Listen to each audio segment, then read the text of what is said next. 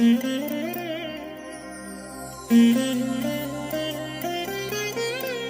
దినం పరము నుండి దిగివచ్చు మాట. ఇది నీ జీవితానికి వెలుగుల బాట.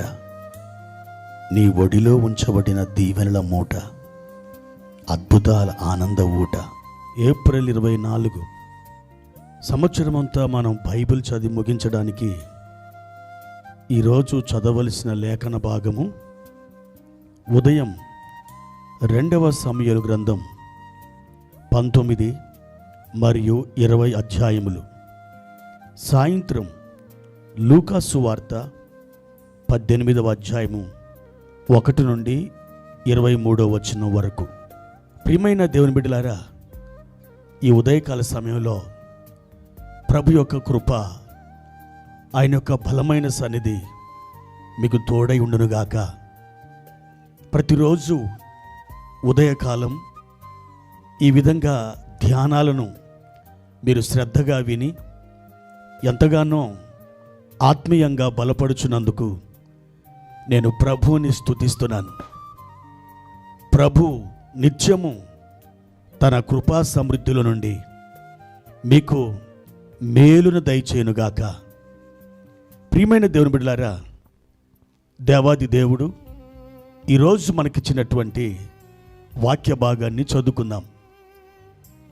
ఆదికాండము 28వ అధ్యాయము 10-11 వచనాలు. యాకోబు బెయేర్షెబా నుండి బయలుదేరి హారాను వైపు వెళ్ళుచు ఒక చోట చేరి ప్రొద్దుగుంకినందున అక్కడ ఆ రాత్రి నిలిచిపోయి ఆ చోటి రాళ్లలో ఒకటి తీసుకొని తనకు తలగడగా చేసుకొని అక్కడ పండుకొనెను. ప్రియమైన దేవుని బిడ్డలారా, ఈ వాక్య భాగం యొక్క సందర్భం దాదాపుగా మీరందరూ కూడా ఎరిగి ఉంటారని నేను భావిస్తున్నాను. అయితే యాకోబు తన తండ్రిని, తన యొక్క అన్నను మోసం చేసి అన్న యొక్క ఆ ద్వేషము నుండి, ఆ పగ నుండి, అతని ద్వారా సంభవించబోయే ఆ భయంకరమైన పెను ప్రమాదము నుండి అతడు తప్పించుకోవడానికి తన తల్లి తండ్రి యొక్క సలహాను అతడు విని పద్దనరాము వైపుకు అతడు బయలుదేరి వెళుతున్నాడు. అలా వెళుతున్నటువంటి క్రమంలో ఒకనొక చోటికి రాగానే సూర్యుడు అస్తమించాడు. చీకటి కమ్ముకుంది. ఆ ప్రాంతం అతనికి చాలా క్రొత్తది. ముందుకు అడుగు వేయలేడు. కారణం చీకటి. ఏం చేయాలి? ఎటు వెళ్ళాలి? ఎవరు చేరదీస్తారు? అదొక నిషీది. అతడు ఒంటరి ప్రయాణం చేస్తున్నాడు. ఏం చెయ్యను తోచక యాకోబు అక్కడ పడుకున్నాడు. ఆ చోటి రాళ్లలో ఒక రాయిని తలగడగా చేసుకొని నిద్రపోతున్నాడు. ఆ రాత్రి యాకోబు నిద్రపోతుండగా దేవుడు ఒక అద్భుతమైన దర్శనాన్ని అతనికిచ్చాడు. ఒక నిచ్చెనని తన కలలో చూచాడు. ఆ నిచ్చెన భూమి మీద నుండి అది ఆకాశానికి వేయబడింది. దాని కొన ఆకాశమును అంటుకున్నది. ఆ నిచ్చెన మీద నుండి ఒకవైపున దేవదూతలు ఎక్కుతున్నారు, మరి ఒక వైపున దేవదూతలు దిగుతూ ఉన్నారు. దేవుడు ఆ నిచ్చెన పై భాగముల నుండి యాకోబు అని పేరు పెట్టి పిలిచి దేవుడు విస్తారమైన కృపతో కూడిన మాటల్ని యాకోబుతో మాట్లాడాడు. ఆ రాత్రి యాకోబు దేవుని స్వరాన్ని విన్నాడు. తూర్పుకు, పడమరకు, ఉత్తరానికి, దక్షిణానికి అతడు ఏ విధంగా వ్యాపించబోతున్నాడో, అతని యొక్క సంతానం ఇసుక రేణువుల వలె ఏ విధంగా విస్తరించబడబోతుందో ఇత్యాది విషయాలన్నీ యాకోబుతో ఆ రాత్రి దేవుడు మాట్లాడాడు. అద్భుతమైన దర్శనం. అద్భుతంగా దేవుడు అతన్ని అక్కడ కలుసుకున్నాడు. ప్రియమైన దేవుని బిడ్డలారా, యాకోబు నిద్ర నుండి తెల్లవారుజామున మేల్కొని ఎంతో భయపడిపోయాడు. దేవుడు ఇక్కడ ఉన్నాడు, అది నాకు తెలియకపోయేనే. ఇది సాధారణమైన స్థలం కాదు, ఇది పరలోకపు గవిని, ఇక్కడ దేవుడు ఉన్నాడు అని చెబుతూ తలగడగా తాను చేసుకున్న రాయిని అతడు భూమిలో నాటి దాని మీద నూనె పోసి ప్రతిష్ఠించి ఒక తీర్మానం చేసుకున్నాడు.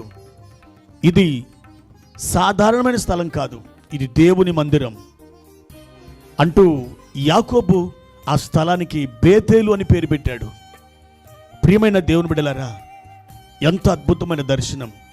అయితే మీరందరూ కూడా ఇక్కడ గమనించవలసిన ఒక అద్భుతమైనటువంటి విషయం ఉన్నది.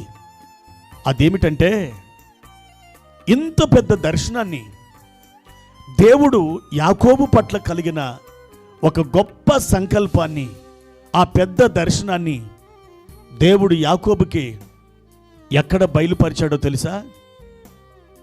ఒక అరణ్యములో, ఒక చీకటి ప్రాంతంలో. అటు తన ఇల్లు కాదు, ఇటువైపు అతడు ఎక్కడికి వెళుతున్నాడో ఆ గమ్యస్థానంలో కాదు, మధ్యలో అతడు అంత పెద్ద దర్శనాన్ని పొందుకున్నాడు. ఒక అరణ్యం లాంటి ఆ స్థలంలో యాకోబుకి దేవుడు ఈ సంగతులన్నీ బయలుపరిచాడు. ప్రియమైన దేవుని బిడ్డలారా, దేవుడు మన ఎడల కలిగిన తన యొక్క పెద్ద పెద్ద దర్శనాల్ని మనకు బయలుపరచడానికి అరణ్యము లాంటి స్థలాలకు ఆయన మనల్ని తోడుకొని వెళ్ళి అక్కడ మనతో మాట్లాడతాడు. ప్రియమైన దేవుని బిడ్డలారా, మీ జీవితంలో కూడా ఒక చీకటి ఏర్పడిందేమో, మీ జీవితంలో ఒక శ్రమ మిమ్మల్ని ఎదుర్కొన్నదేమో, ఎర్ర సముద్రం లాంటి ఆటంకాలు మిమ్మల్ని సవాలు చేస్తున్నాయేమో, మీ పరిస్థితి చాలా దిగ్భ్రాంతికి గురైపోయినట్లుగా ఉన్నదేమో. అయితే మీ పరిస్థితి, మీ జీవితం ఒక అరణ్యము లాంటి అనుభవం. ఆ అరణ్యము లాంటి అనుభవంలో ఒక పెద్ద దర్శనాన్ని, ఆయన సంకల్పాన్ని దేవుడు నీకు తేటగా తెలియచేయబోతున్నాడు. నా ప్రియమైన సహోదరి సహోదరుడా, ఈ మాటలు వింటున్న నీవు ఏదో అలవోకగా ఈ మాటలను వింటలేదు. దేవుడు నీ ఎడల ఒక ప్రత్యేకమైన ఉద్దేశం కలిగి నీతో మాట్లాడుతున్నాడు. నా బిడ్డ, నీ భవిష్యత్ కాలపు ఆ అద్భుతమైనటువంటి ఆ సంకల్పం నీ ఎడల నాకున్నది. అయితే నువ్వు ఎదుర్కొంటున్నటువంటి ఈ పరిస్థితులు ఎందుకా నా జీవితంలోకి సంభవించినవని నువ్వు అనుకుంటున్నావా? ఈ అరణ్యము లాంటి పరిస్థితుల్లో, ఈ భయాందోళనకరమైనటువంటి ఈ యొక్క విచారమైనటువంటి పరిస్థితుల్లో నేను నీతో మాట్లాడబోతున్నాను. నేను నా సంకల్పాన్ని తెలియజేయబోతున్నాను. నీ జీవితాన్ని రూపాంతరపరచబోతున్నాను. నీ కన్నీళ్ళు సంతోషమయంగా నీ మార్చబోతున్నాను. కృప వెంబడి అధికమైన కృప నువ్వు పొందునట్లుగా నేను మార్చబోతున్నాను. నా బిడ్డ, నువ్వు భయపడకు. అరణ్యము లాంటి ఈ పరిస్థితుల్లోనే ఇదిగో నీ ఎడల నా ఉద్దేశాలను నీకు తెలియజేస్తున్నానని ఈ ధ్యానము ద్వారా దేవుడు నీతో మాట్లాడుతున్నాడు. ప్రియ సహోదరుడా, సహోదరి, భయపడకు, విచారపడకు. దేవుడు అద్భుతమైన కృపను నీకు అనుగ్రహించబోతున్నాడు. అదిగో దేవుడు నీ ఎడల కలిగిన ఆ సంకల్పాన్ని తెలియజేయడానికి ఈ దినముననే ఆయన నిన్ను దర్శించబోతున్నాడు. ప్రభు కృప నీకు తోడైనగాక. ప్రార్థన. పరిశుద్ధుడా, ప్రేమ కలిగిన తండ్రి, మీ ఘనమైన ఉన్నతమైన నామానికి స్తోత్రాలు. మా ప్రియ తండ్రి, మా ఎడల మీరు కలిగిన ఉద్దేశాలన్నీ, ఆ సంకల్పాలన్నీ మేము కోరుకున్నటువంటి తావులో, మేము అనుభవిస్తున్నటువంటి ఆ సుఖాలలో, ఆ విలాసవంతమైన జీవితాలలో నీవు మాట్లాడే దేవుడు కాదు ప్రభువా. పరిశుద్ధ గ్రంథంలో అనేక మంది భక్తుల్ని మీరు దర్శించింది చీకటి లాంటి అరణ్య ప్రదేశంలోనే ప్రభువా. ఇప్పుడు మమ్మల్ని కూడా ఆ చీకటి వంటి అరణ్య ప్రదేశంలో మీరు దర్శిస్తున్నారు. మా ఇరుకులలో, అవమానాలలో, మా ఇబ్బందులలో మీరు మమ్మల్ని దర్శిస్తున్నారు తండ్రి. మీ దయా సంకల్పాన్ని బట్టి మీ కొందనాలు. ఈ దినం మా ప్రియుల ఎడల మీరు కలిగిన ఉద్దేశాలను వారికి తేటగా తెలియచేయమని, వారి బలపరిచి వర్ధిల చేయమని మా ప్రభువును ప్రియరక్షకుడైన యేసు నామములో ఈ ప్రార్థన అడిగి వేడుకుంటున్నాము తండ్రి. ఆమెన్.